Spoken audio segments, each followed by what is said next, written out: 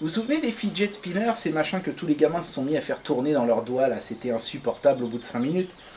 Eh bien aujourd'hui, je vais vous montrer ce qui devrait pouvoir peut-être les remplacer dans les semaines à venir, j'espère pas. À savoir ces petits machins, non ce ne sont pas des pieds de lit, ce sont des fidget rolls, c'est marqué en dessous là. Alors qu'est-ce que c'est que ce machin, à quoi ça sert? Bah, manifestement à rien. Comment on s'en sert? Je vais vous montrer ça tout de suite, c'est parti.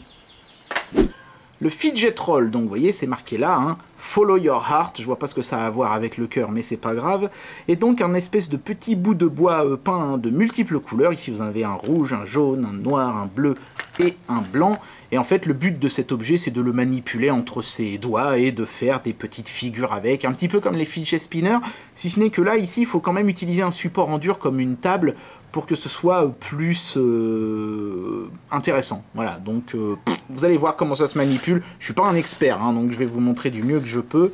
L'objet est vendu dans cette boîte dans laquelle il n'y a absolument rien d'autre que le bousin lui-même dans une cale en plastoc.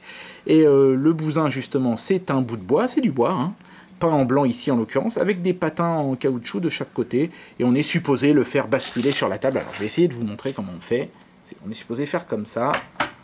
Voilà, vous l'avez vu passer. C'est pas forcément évident, hein, mais le but du jeu, c'est, si j'ai bien compris, de faire en sorte qu'il s'arrête à la verticale.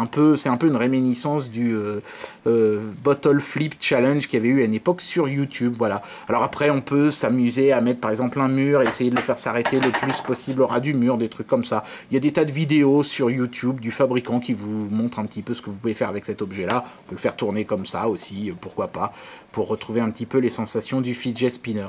C'est beaucoup plus basique qu'un fidget spinner, c'est moins cher aussi, mais bon, je pense que c'est le genre de gadget qui, comme le spinner, va bien marcher pendant un mois ou deux, et risque de vite tomber dans l'oubli, donc profitez-en, dépêchez-vous avant que ça devienne ringard, parce que maintenant, ça va vite.